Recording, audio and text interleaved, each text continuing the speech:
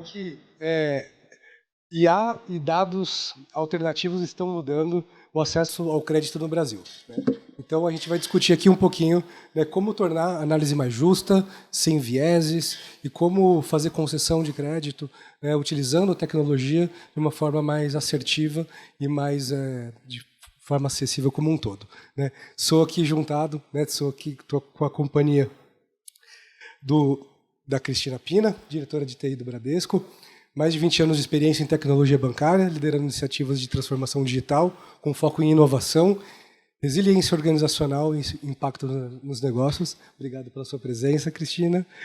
Marcelo Clara, CTO da COD, liderando a área de tecnologia com foco em dados, inovação e segurança digital. Atua na construção de soluções que ampliam o acesso ao crédito por meio da inteligência de dados. Obrigado, Marcelo.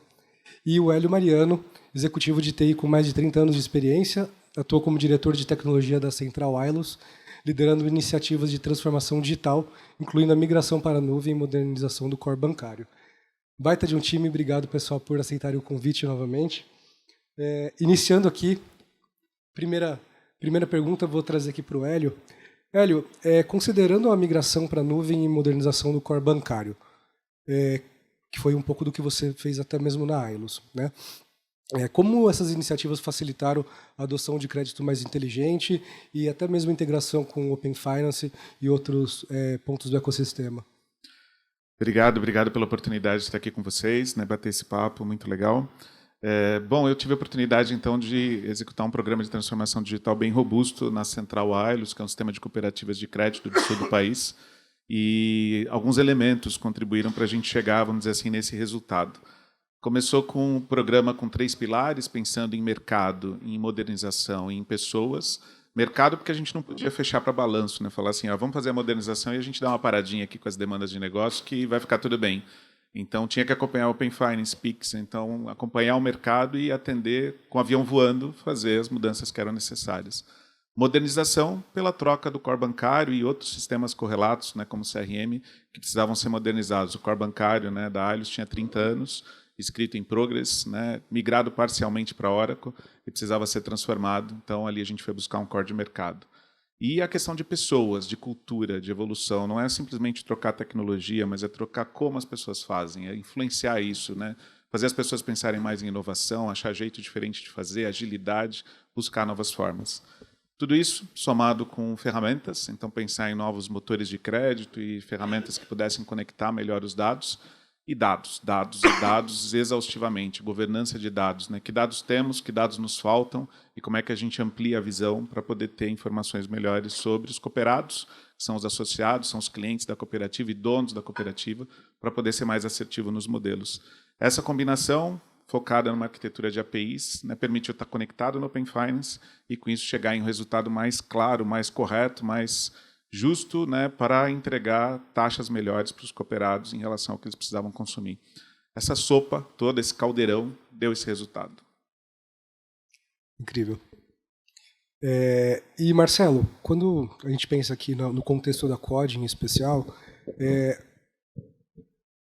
dados, como disse o próprio Hélio, né? Além das fontes de dados tradicionais, que, né, tanto internas quanto externas, quais são as principais fontes de dados alternativas que hoje vocês exploram, até mesmo para repensar a concessão de crédito, taxas ou personas e fazer potenciais personalizações?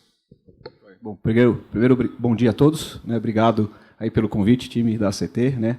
E é um prazer estar aqui com vocês, podendo conversar um pouco sobre o tema que, né, é pauta de todos aqui.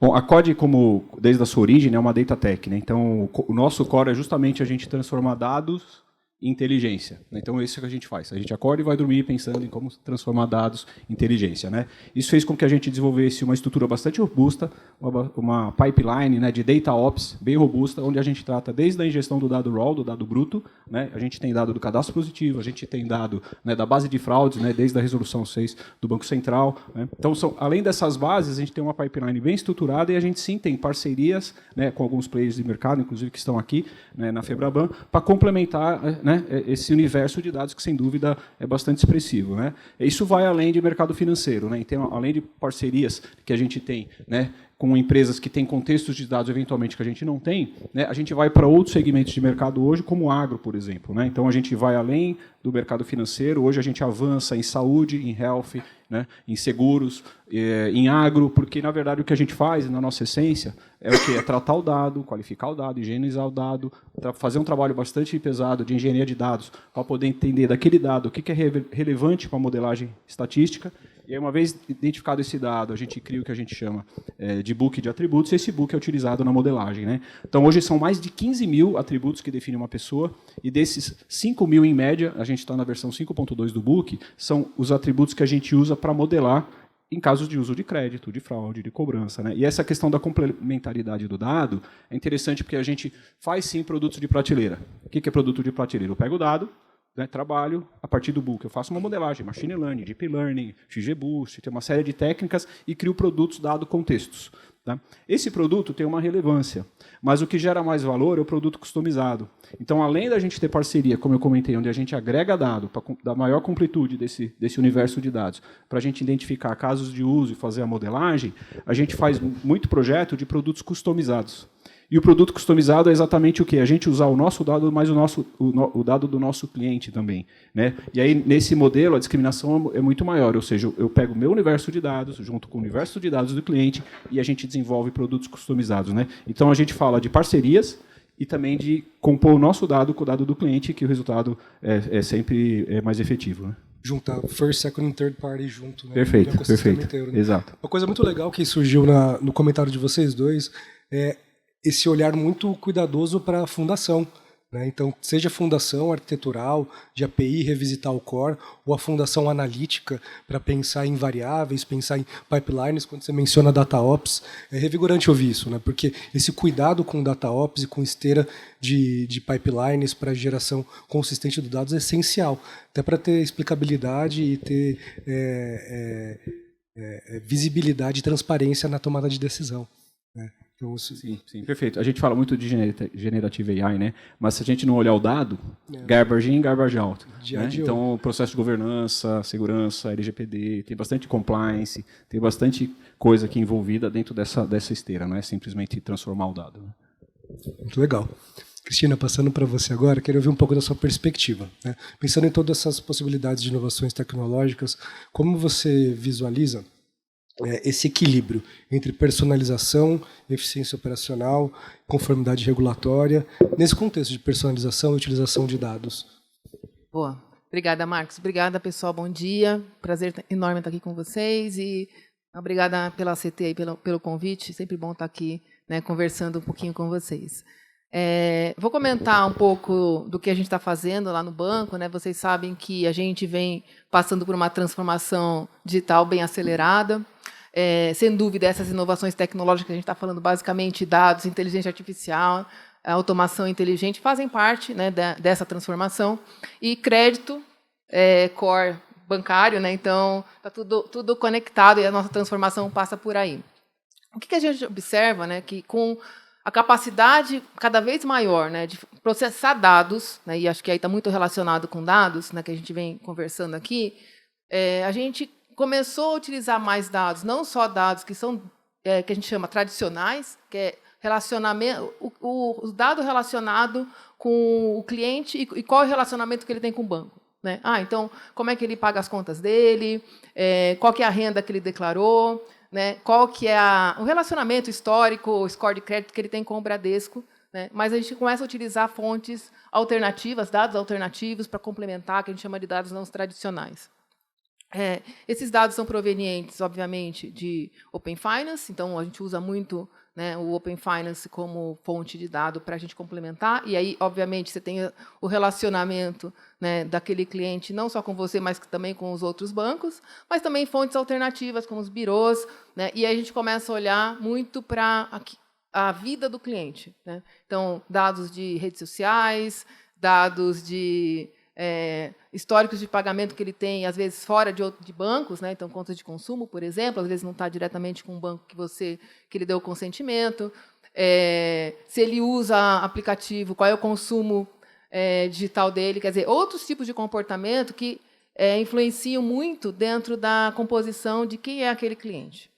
E por que isso é importante, né? Porque, primeiro, que a gente já tem uma parcela relativa de desbancarizados no país. Segundo, que as rendas que são declaradas, né, dentro dos bancos não são, muitas vezes, rendas formais, são rendas variáveis ou informal. E esse tipo de público ele acaba sendo descartado dos modelos tradicionais. Então, os modelos novos exigem que a gente amplie essa visibilidade, né, desse cliente, olhando outras fontes de dados também. E aí eu vou comentar um pouco do que a gente tem feito nesse assunto da personalização e da hiperpersonalização. A gente iniciou um projeto em 24, olhando para buscar a mais precisa renda do cliente. E essa mais precisa renda do cliente não necessariamente é a renda que ele declara ali no banco, né? Mas todo o movimento financeiro que ele tem, olhando esse conjunto de fontes de dados. A gente iniciou esse trabalho com a Kunumi. A Kunumi é uma empresa de inteligência artificial, né, que veio da Unidade Federal de Minas Gerais. Nós adquirimos a empresa para também alavancar mais a inovação, né, e mais a transformação digital. Eles são especializados em AI Machine Learning, então, cientistas de dados. A gente tem quase aí 100 cientistas de dados que chegaram a somar aqui no nosso time. E o objetivo de a gente ter uma renda, né, mais precisa, né, e não só o número da renda, mas o fluxo financeiro, é para que a gente possa, de fato, personalizar, entender bem esse cliente, personalizar melhor a oferta de crédito para ele, a melhor taxa, né, as melhores condições de pagamento, e também, que é o principal, né, permitir que essas pessoas tenham acesso a esse crédito, porque eles eram invisíveis perante os nossos modelos tradicionais. Então, foi criado, né, um projeto onde a gente usa machine learning, inteligência artificial generativa, o conjunto de fontes de dados, e tem mais uma variável aqui, que é o multiagentes. A gente está usando multiagentes. Né, o que é multiagentes? É um conjunto de agentes de IA que juntos, né, formam uma squad, vamos pensar assim, uma squad digital, né, virtual, que executa o trabalho. Então, uma coisa é a gente construir um modelo de crédito. E a gente fez isso, e um modelo de crédito, né, desse tipo, usando fontes alternativas de dados, etc., como eu comentei, para renda, demorou aí de 6 a 9 meses, mais ou menos, para construir esse modelo. Aí, no segundo experimento, a gente colocou os multiagentes para fazer a criação desse modelo de crédito. E nós levamos aí alguns dias. Então, os multiagentes estão servindo a inteligência artificial. Ela está servindo não só para a gente ter melhores modelos, mas também elas estão criando os modelos. Tá? Esse case é tão emblemático para a gente, que a gente ganhou aí o prêmio The Banker como o banco mais inovador em IA e Machine Learning global pelo 2º ano consecutivo.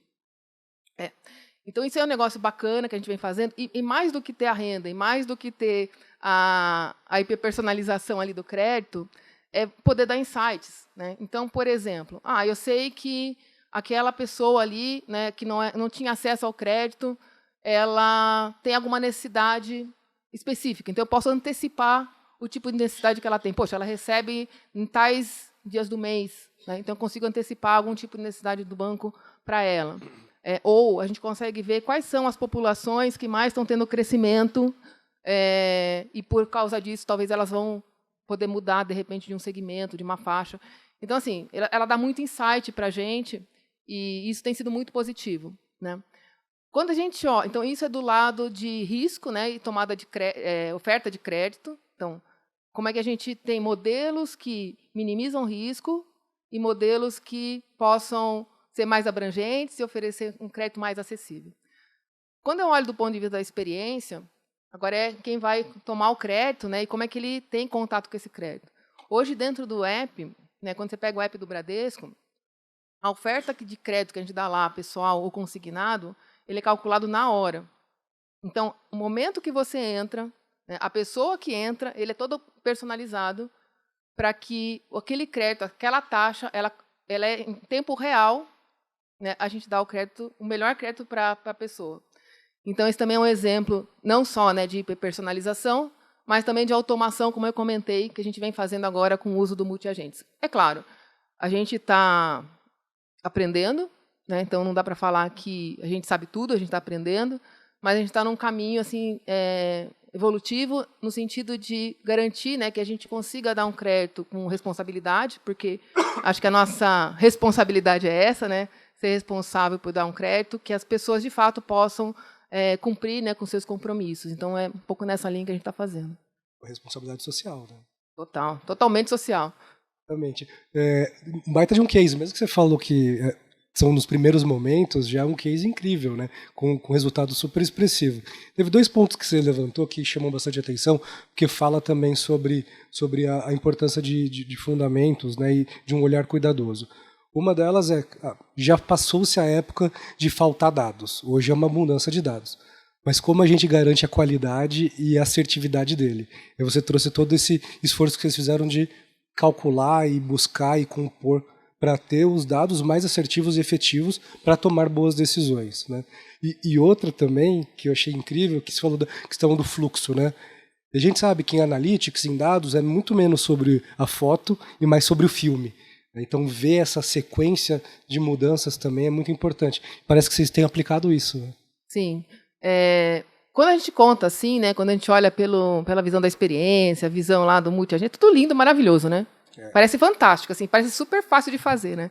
É um mega de um trabalho, né, gente? Assim, a gente vou complementar aqui, tá, Marcos? Se eu estiver passando hora, você me poda.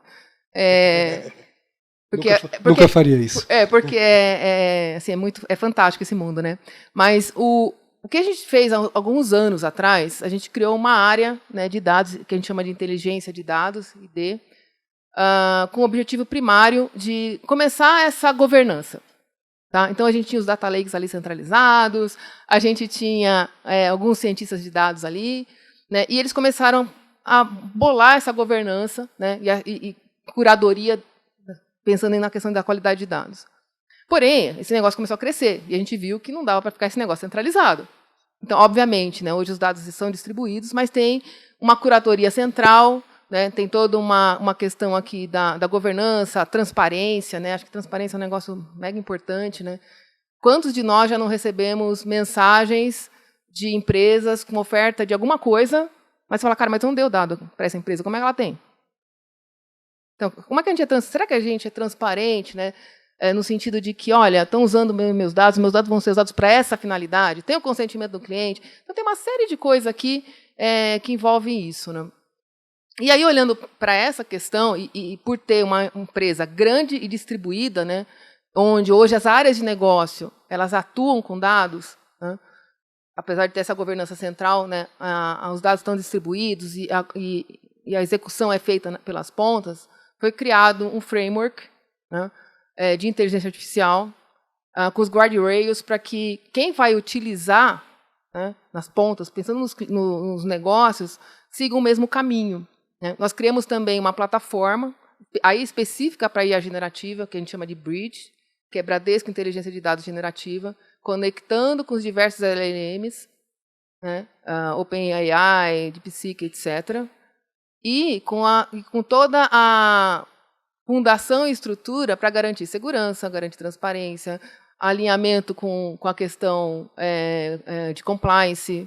Então, assim, tem os fundamentos principais ali já automatizados, né, junto com a nossa governança, né, desse time, e a gente tem trazido dessa maneira, né, para garantir que a gente consiga seguir, né, toda a governança, a qualidade, segurança, que é um negócio mega complexo de fazer, né, mas tendo muito esse cuidado da ética, da transparência, da monitoração, né, coisas desse tipo assim, que são mega relevantes para que tudo dê certo. Né? Super relevantes, inclusive AI explicável, né, e AI responsável, né? Sobre esse ponto, sobre áreas de negócios, daí a gente sabe que é um desafio e é uma realidade, né? Como equacionar, né, seja via processo, seja via frameworks, né, seja via implementações como Data Mesh. Né? Então, assim, até pegando um gancho no que você falou para trazer uma pergunta para o Hélio, como que você vê a contribuição, né, a cooperação, tanto de TI, né, de dados, a nossa realidade, mas né, de um pilar mais técnico, com a área de negócios, né, para fazer estratégias bem-sucedidas. Claro que a gente está falando de concessão de crédito aqui, nesse contexto mais específico, mas como um todo, né, na concessão bancária como um todo. É mandatório, né? Então, assim, não tem mais como ficar em ilhas separadas, né, contribuindo ou tirando pedido em tecnologia do que está sendo demandado pelo negócio. Então, precisa de uma compreensão muito grande. Ampliar a visão. Então, assim, a TI precisa conhecer do negócio, o negócio precisa conhecer da tecnologia. Eles não existem sozinhos e nem em visões apartadas. Eu tive a oportunidade, né, de viver uma experiência bacana, né, de convidar pessoas do negócio para virem para a tecnologia para liderar equipes de sistemas. E isso foi fantástico, porque assim eles trouxeram outra visão, abriram a mente, ampliaram a visão e assim começaram a encontrar soluções que antes não eram encontradas, tanto pelo time de tecnologia quanto pelo time de negócio. Algumas retornaram para o negócio muito mais ampliadas, né, com uma visão mais ampla e conseguindo ainda tirar mais, né, valor, né, da área de tecnologia estando no negócio. E outros fizeram carreira em TI mesmo, né, de continuar na área de tecnologia, servindo e se encontrando como ali pudesse fazer a diferença. As squads, né, trouxeram esse benefício de você cada vez mais interagir os times como um propósito só. E isso é fundamental, desde a estratégia. Então, desenhar isso junto, trabalhar junto e seguir que entender que é um time só para seguir. Não tem mais espaço para ficar só tirando pedido em lugar nenhum. Não tem como, né? É muito mais co-construído isso, né? E Marcelo, quando a gente pensa no contexto de fintechs e empresas digital first como a COD, né, como vocês veem assim, na democratização do crédito e oferta de soluções mais inovadoras, o papel como empresas mais modernas, muitas vezes mais leves de processo e de legados, tendo esse contexto, né, de ser digital first, como você vê o papel de vocês na personalização, oferta de novos produtos e serviços? Perfeito. A COD é uma empresa jovem, né, dentro desse mundo, né? A gente fala de birô, mas a gente vai muito mais além do que o birô tradicional, né? Isso traz uma vantagem, né? A gente não tem legado, né? Obviamente, 5 anos depois eu olho para trás, tem coisas que eu já, né? Obviamente tem que ser uma agenda de inovação, ainda está sempre presente, né? Mas o fato da gente já nascer num momento mais atual, vamos chamar assim, né? Isso traz uma vantagem competitiva em relação à tecnologia, metodologia, abordagem que a gente trouxe, tá? Isso também traz uma leveza maior. Então, né, como uma empresa mais jovem e mais leve, né, e uma vez que os processos foram pensados já num momento diferente, isso traz a vantagem porque a gente acaba sendo mais flexível e mais ágil na entrega de produtos, de modelos, né? Quando a gente olha hoje a presença da COD, ela está presente praticamente em vários tipos de segmento dentro da indústria financeira, desde grandes instituições, né, como também fintechs de varejistas, né, indo para outros segmentos, como eu já comentei, né? Isso graças ao modelo que a gente adotou, né? Então, lá atrás, quando a gente fazia um modelo, realmente demorava meses. A gente está entregando modelos em dias. Né? Por quê? Porque a gente investiu em toda... Né, quando a gente fala de digitalização, é interessante, né, a gente fala que digitalização é só o front. Né? Mas digitalização eu tenho que olhar, né, em 3D aqui. Né? Não adianta eu ter o front com uma experiência se eu não tiver o processo que está por detrás pensado. Né? Quer dizer, ser digital vai muito além daquela superfície de contato que é o que o cliente está interagindo, ou o nosso cliente interno, usuário. Né? Ser digital vai além. Né? E aí, quando a gente pensa nos processos de Data Ops e de ML Ops, não sei se todos conhecem, é uma Machine Learning Ops, né, que tem a ver do momento de eu fazer o modelo, de eu fazer backtest e eu poder colocar esse produto na prateleira para poder ser consumido pelos clientes. Né? Então, a gente investiu nessas pipelines, a ponto hoje a gente tem aqui no nosso estante o lançamento de uma plataforma que a gente chama de Code Studio. O que é o Code Studio? A gente está trazendo essa experiência, que antes era mais analógica, para dentro de uma interface mais amigável. Né? Então, desde um pré-venda, para entender quais são os produtos que a gente tem para oferecer, quer seja de crédito, de antifraude, de recuperação, de CRM e de tantos outros, até você poder entender o produto, a sua característica e interagir com o produto através da plataforma. Né? Então, a jornada praticamente é eu entender o produto e como é que esse produto atende à minha necessidade específica. E hoje a gente já permite eu startar um backtest automatizado através da plataforma. Então, o cliente quer backtestar um produto, ele seleciona o produto, backtest, faz o upload do arquivo, a gente roda e dá o resultado. Né? Se o cliente quer customizar, ele sobe o arquivo com os dados para serem conjugados com os nossos para uma customização e eu starto uma pipeline de AutoML para fazer, né, aquela customização. Né? Se eu tenho uma simulação de uma política, o cliente pode olhar uma política, template, e rodar uma simulação daquela política e ver o resultado de aprova, recusa, deriva, né, como é que os produtos se comportaram, tempo de resposta, performance. Né? Então, através dessa estratégia que vai além de digitalizar, e a gente fala de plataformizar, o que é o plataformizar? É entender o ciclo de vida do nosso produto. É interessante, né, porque dentro dessa indústria, o produto é o dado. Quando a gente olha a arquitetura de dados, né, tradicionalmente a gente separa o dado transacional, depois você tem o dado gerencial, que vem do MIS, do IV, né, das ferramentas de visualização, passaram pelo DW, Datamart, né, falamos de Lake, né, mas ainda são dados transacionais e dados de gestão. Né? A gente tem um terceiro contexto, um terceiro universo de dado, que é o dado enquanto produto. Então, o produto nosso é derivado do dado, nada mais. Né? E aí isso hoje é possível chegar nesse nível de automação, porque a gente, entendendo esse ciclo de vida do produto, da ingestão, da modelagem, de eu colocar um produto na prateleira, desse produto ser consumido e eu poder ter métricas de consumo, a plataformização consiste em entender essa jornada e plataformizar todos os processos envolvidos dentro desse ciclo. Tá? E aí, dentro da plataforma, a gente consegue interagir com esses processos. Né? Então, isso é o que a gente tem propiciado, e com isso a gente consegue dar escala, a gente consegue crescer, sem necessariamente crescer pessoas, porque as pessoas estão focadas muito mais na engenharia de MLOps, de DataOps, né, de infraestrutura de cloud, né, de processo, de governança, que está por detrás dentro dessa esteira. Né? E dentro do Code Studio, a gente também está lançando a primeira versão nossa do nosso Generative AI. Então, o que a gente fez também? Aplicou LLM, né, a gente treinou modelos, e a interface muda totalmente. Né? O processo tradicional, para você entender um produto de analytics, é o quê? Eu visitar um cliente, mostrar o produto precisa ser backtestado ou customizado e assim sucessivamente. Né? Então, além dessa experiência estar dentro de uma plataforma digital, hoje a gente já tem o quê? Você coloca o seu caso de uso, eu preciso melhorar a taxa de aprovação de um crédito de consignado para o segmento XPTO, você descreve, né? E aí a gente sugere quais são os produtos da COD para aquela jornada. E se você pede, me cria uma política, eu já consigo criar uma política, que é uma orquestração de produto. Né? Você chama esse, depois você chama aquele, depois você chama aquele. Né? Então, é uma abordagem totalmente muito mais fácil, mais intuitiva. Né? Isso faz com que a gente possa escalar a entrega de valor que a gente tem. Né? Por quê? Porque a interface é mais amigável. Né? Eu não preciso mais ter aquele nível de conhecimento técnico que era preciso no passado, eu tenho uma interface muito mais intuitiva. Né? Então, é isso que a gente tem investido. Né? Um assistente, de fato, para que a gente possa entregar produto de analytics, de inteligência artificial, para o consumidor, que é nosso cliente. E te gera uma régua de monetização em várias dimensões também. Né? Sem dúvida, sem dúvida. Né? E a questão da hipersonalização é isso, né? Porque a gente chega no ponto de criar modelos específicos para casos de uso específicos. Né? No passado era muito clusterizado. Né? Você criava clusters e aí você identificava o cliente. Esse cluster é esse aqui, esse cluster é esse aqui. E agora não. Né? A gente tem uma quantidade de dados suficiente para a gente poder fazer a tal da hiperpersonalização. Né? Que significa muitos mais modelos em produção. Também. Exatamente, exatamente. Cristina, queria trazer um contraponto aqui contigo, até voltando no que a gente estava falando. Que o Marcelo trouxe a perspectiva da COD, né, uma empresa mais jovem, sem legados. Quando a gente pensa em Bradesco, talvez um pouquinho menos jovem, com um pouquinho mais de legado. Né?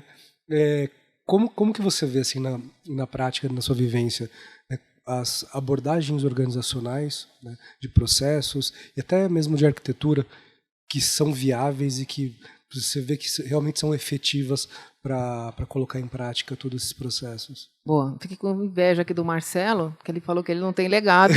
Fiquei com inveja dele. Boa. A gente tem uma arquitetura, né, e um parque tecnológico, obviamente, com bastante legado, né, uma empresa de 82 anos, uma jovem senhora, porém, e também em alta escala. Né, então, isso de alguma maneira traz uma certa complexidade. Mas a gente consegue conviver, né, de uma maneira bastante organizada e com arquiteturas específicas, eu vou falar sobre elas, como é que a gente convive esses dois mundos. Né? Porque, assim, todo o nosso transacional, né, de crédito, empréstimos, obviamente está no nosso mainframe e vai continuar lá por um bom tempo. Né? A gente vem convivendo e fazendo toda essa parte de engenharia de dados e a parte de inteligência em aplicações e arquiteturas mais modernas, né, de maneira convivendo e tudo bem, e está ótimo assim. Né? Eu acho que esse é o modelo que, de fato, é vencedor. Então, o que nós estamos usando lá, né, e é o que, de fato, a gente acredita? Bom, primeiro, as arquiteturas de cloud, né, porque, obviamente, a gente precisa ter resiliência, tem que ter escala. E, falando em crédito, né, são operações críticas, né, então, eles entram já dentro de workloads que são relativamente críticos, porque nós estamos falando de hiperpersonalização, dar o melhor crédito, então, é o tipo de coisa que não pode falhar. Então, a gente até coloca workloads específicos em mais de uma cloud, né? Então, multi-cloud até para ter uma certa redundância e resiliência. a convivência com todos os nossos legados, porque, obviamente, a gente tem bastante legado, infelizmente, né, Marcelo? A gente não está nessa posição ainda, mas... Pelo menos uns 2 ou 3, né? A gente vai chegar lá. Mas a ideia que a gente tem feito muito ali é utilizando microserviços e APIs para fazer a convivência, né, a interoperabilidade com os nossos legados, garantindo toda a robustez, mas, por outro lado, também garantindo a inovação.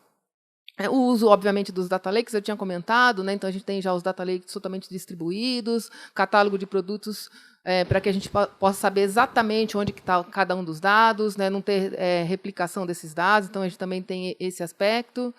A arquitetura baseada em eventos, né?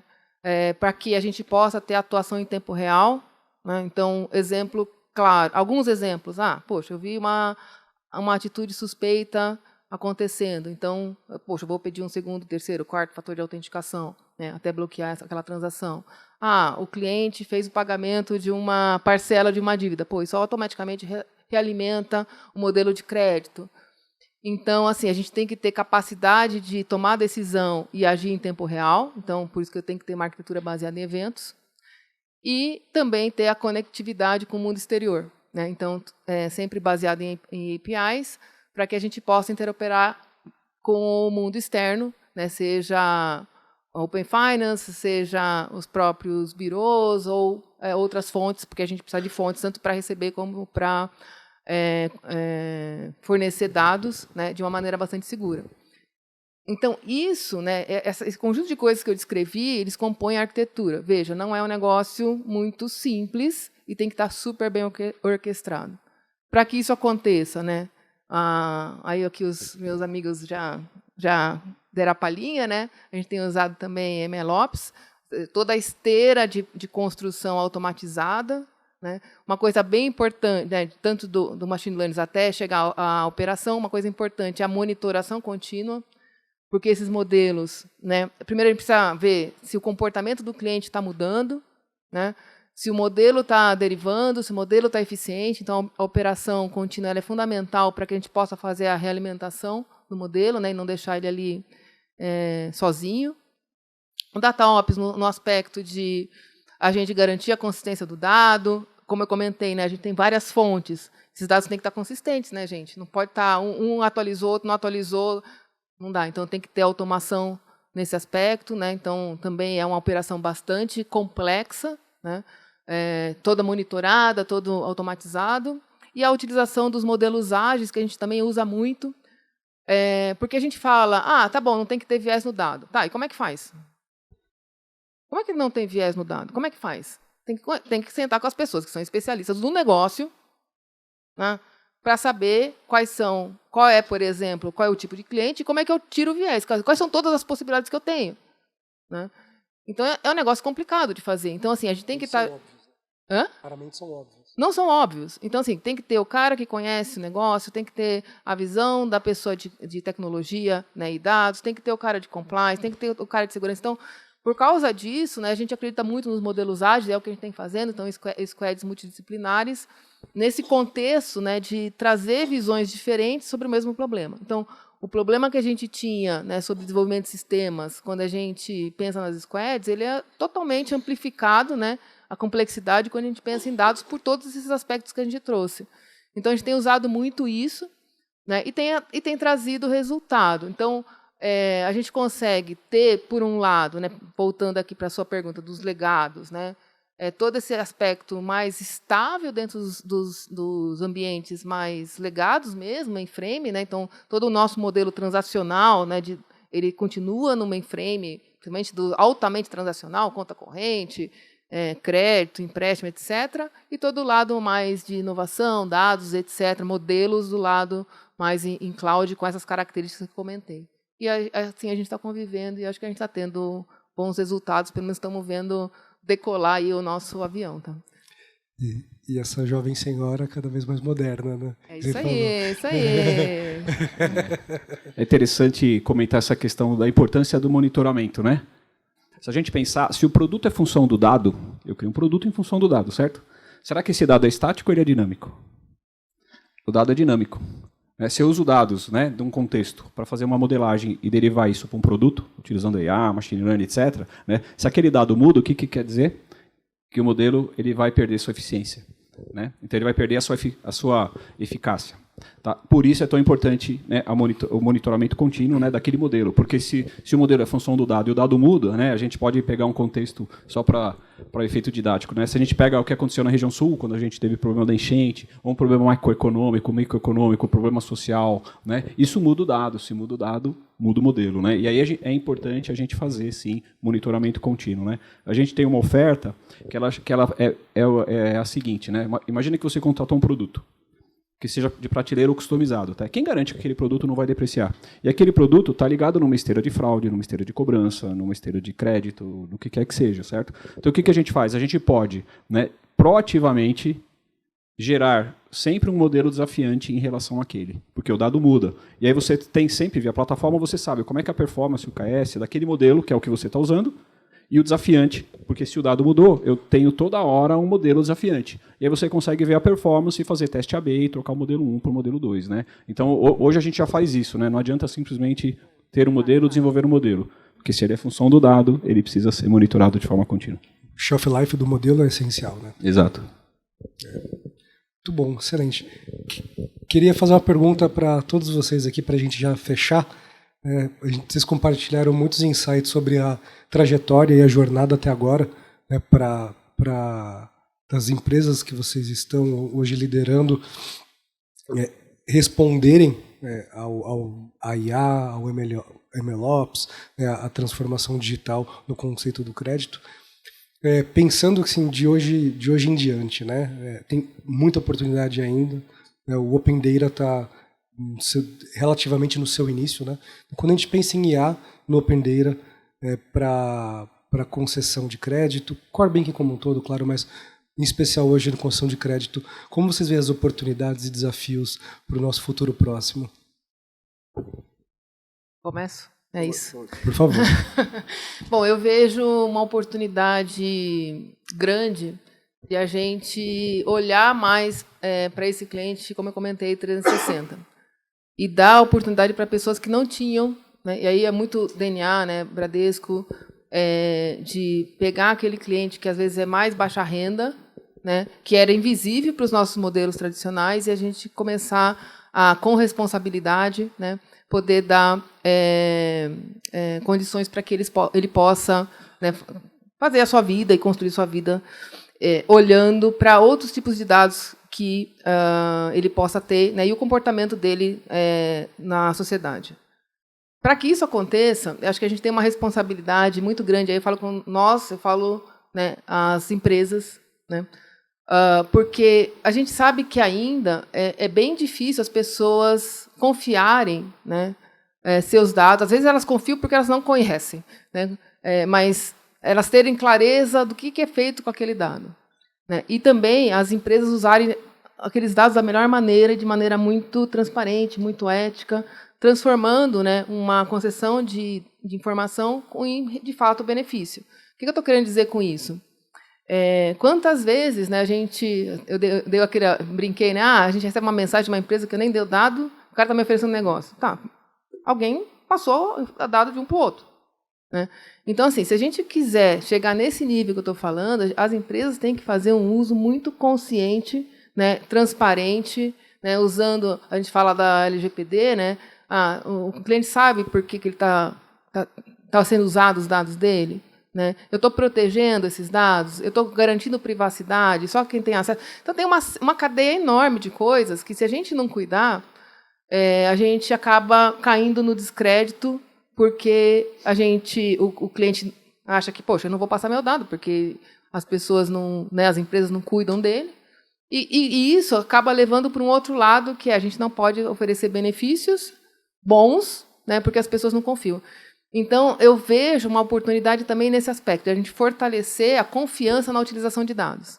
Mas, para isso, né, as empresas precisam fazer sua lição de casa e fazer bem feito, né, com critério, porque, de fato, os dados são das pessoas. Né? Então, a gente tem que ter esse cuidado. Então, eu vejo isso, acho que nós não estamos nessa maturidade ainda, né, falar a sociedade como um todo, o mercado, e a gente precisa ter essa consciência, né, das empresas, principalmente, né, que constroem as soluções para que a gente chegue nesse ponto. E vejo também uma oportunidade grande, né, de a gente parar de olhar, né, só para histórico de cliente e olhar para o potencial do cliente. Né? Hoje a gente olha muito para o que o cara fez, teve relacionamento comigo. Né? Mas começar a olhar para o potencial. Poxa, se eu consigo enxergar esse cliente 360, né, quem é ele, consigo pensar no potencial dele, né, eu posso alavancar, né, mais crédito para ele com responsabilidade, pensando no potencial, né, de crescimento que ele pode ter na vida dele, na empresa dele, né, através das instituições financeiras. Então, eu vejo esses aspectos, tá, Marcos? Legal. Bom, é interessante a gente ver nessa questão aqui do educação financeira. Se a gente voltar, né, no tempo, a gente vai lá na essência, né, de tudo que a gente está falando aqui de dados de cliente, e a gente vai lembrar o dado do consumidor, né, e a gente vai lembrar de propriedade e posse. As pessoas não têm esse entendimento, essa clareza, né, entre a propriedade e a posse do dado. Né, quem tem a posse e quem tem a propriedade. O dado é do indivíduo, é meu, é da empresa. A posse pode estar no banco, na seguradora, na empresa de saúde. Né? Então, esse entendimento, essa clareza é difícil. Né? Quando a gente fala de compartilhamento de informações e de personalização de oferta de produtos, se a gente olhar, o Brasil, até pela sua dimensão, a realidade financeira das pessoas é totalmente diferente. Né? Antes da digitalização que a gente viu acontecer por conta, né, do avanço das fintechs, provocando os incumbentes, para a gente ter uma oferta diferenciada na experiência do consumo de um produto, sem dúvida a gente aumentou absurdamente, e aí vem pandemia, a bancarização das pessoas. Né? Então, pessoas que recebiam espécie, hoje estão fazendo Pix, e dificilmente você vai ver alguém, independente da classe, transacionando dinheiro, né? Exceto situações específicas. Né? Mas isso não quer dizer que elas tiveram um aculturamento ou uma educação em relação a produtos financeiros. Né? E aí, quando você vai olhar, por isso que é interessante fazer essa análise mais macro, né? Quando você vai entender, né, o projeto de Bacen, né, de diminuir a assimetria da indústria, através do compartilhamento das informações, onde as pessoas poderiam ter uma melhor oferta, muito mais customizada de um produto financeiro, quem mais precisa disso? Né? A pessoa de alta renda, porque essa pessoa de alta renda, eventualmente, não faz um financiamento. Ela tem produto de investimento. Né? E a pessoa de baixa renda é quem mais precisa de crédito. Só que, por sua vez, quem mais precisa de crédito é quem tem menos entendimento que, se ele puder compartilhar a informação, ele pode ter um produto diferenciado. Tá? Segundo ponto, essa pessoa de menor renda, será que ela tem conta em vários lugares para você entender o comportamento dela e o compartilhamento, né, ajudar na discriminação, né, e na acurácia de um modelo, ou não? Essa pessoa também não necessariamente tem, né, recursos em vários lugares para você compor e entender comportamento. E aí você tem que olhar o quê? Fontes alternativas, porque não é ali que você vai entender essa pessoa. Né? Ou seja, tem bastante coisa ainda para a gente explorar, não dá para olhar todo mundo como uma coisa só, porque são realidades totalmente diferentes. Né? A gente tem essa peculiaridade aqui no Brasil, de classe social, tem a questão da regionalização. Né? Agora, de novo, a missão nossa aqui é o quê? É através de dado, né? E tem muito dado aqui para trabalhar, né? A gente poder chegar mais e além, né? Não só na oferta, né? Mas na educação para as pessoas poderem, de fato, consumir os melhores produtos que lhe caibam. Tá? Se a gente olhar aqui no Brasil, diferente dos Estados Unidos, por exemplo, ou na Europa, as pessoas sabem o que é um score de crédito. Ela sabe o ponto dela. O meu score é XPTO. E ele sabe, se esse score for melhor, ele pode conseguir uma melhor taxa no financiamento, um melhor prazo, uma melhor condição. Né? Aqui a gente está muito distante disso. As pessoas nem imaginam. Né? Outro dia eu teve um caso de um colega que trabalha, que ele foi financiar um carro. E aí ele queria um prazo e queria uma taxa, né? Numa concessionária. E a pessoa falou, puxa, não dá. Aí ele falou, você chegou a consultar o meu score? A pessoa voltou lá para o FNAI dele, para a mesa de crédito, né? E voltou com a condição. Né? E aí ele falou que ele já falou isso para várias pessoas e funcionou. Né? Então, quando a pessoa fala, não, mas você está me olhando geral ou você me consultou? Né? Como é que eu sou? E aí ele conseguiu o prazo e uma taxa, porque ele tinha um melhor score, uma probabilidade, né, de não pagar menor, ele conseguiu o preço que ele queria. Né? Porque o preço é isso, né? Se alguém está pagando mais caro, né, é porque ele tem que pagar aquele que foi inadimplente. É assim que funciona. Né? Então, de novo, tem muita coisa ainda para a gente avançar na educação e acho que esse é o papel nosso aqui, né, para resumir. Tá? Só complementando 2 pontos, né, que acho que são importantes. O primeiro, acho que a Pina comentou, né, no sentido de, o Marcelo também, de preparar as equipes para entender que o modelo nunca está pronto, na verdade, né? Ele está sempre em evolução. Então, na verdade, não tem um fim, né? O processo de melhoria contínua precisa estar aplicado, monitorando, mas também permitindo que ele possa ser recriado, né, permanentemente, porque ele sempre vai precisar ser aprimorado. Então, esse conceito é importante da gente colocar para as equipes de que no passado as coisas se faziam para se fazer uma vez e deixar o prédio lá construído e não mexer mais. Hoje em dia, até prédio se derruba para construir outro. Imagina código que agora se faz com uma velocidade tão grande. Então, precisa estar pronto para fazer, jogar fora, fazer de novo e fazer de novo, quantas vezes for necessário, porque faz parte da evolução. O segundo aspecto é a gente desafiar no sentido de, será que o modelo está certo? Como é que eu valido? E, às vezes, para validar, não dá para fazer só com a tecnologia, precisa ser também com o humano. A gente tem aqueles exemplos, por exemplo, de alguém chega na instituição financeira e a pessoa fala que você está morta, né? Porque chegou um cadastro, alguma coisa errou em algum momento, um homônio. Não, você morreu, você não pode fazer aqui o que você está fazendo, você morreu.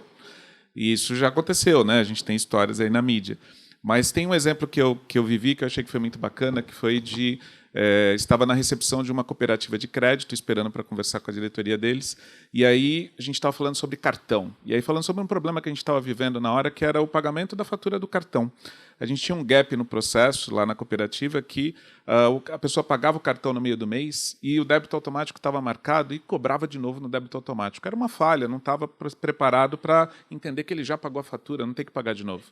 E aí cobrava de novo. E aí dava problema, estorno, ter que fazer a devolução, né, todo um trabalho. E a gente discutindo isso na recepção, um entregador que estava passando falou assim, inclusive eu pago a fatura toda semana, porque para liberar o limite, porque o meu limite é baixo e eu não consigo. Então toda semana eu tenho que pagar a fatura para liberar o limite para eu continuar consumindo.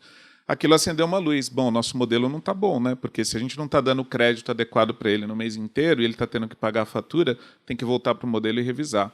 Então, só estou comentando isso para dizer assim, né? Se a gente confiar demais na tecnologia, a gente vai ensinar as pessoas a desafiarem as pessoas a dizer que elas estão mentindo em relação, né, que o dado é mais confiável do que o que ela está dizendo. Como é que a gente equilibra isso e traz humanização para isso, para esse processo, para poder fazer sentido? Né?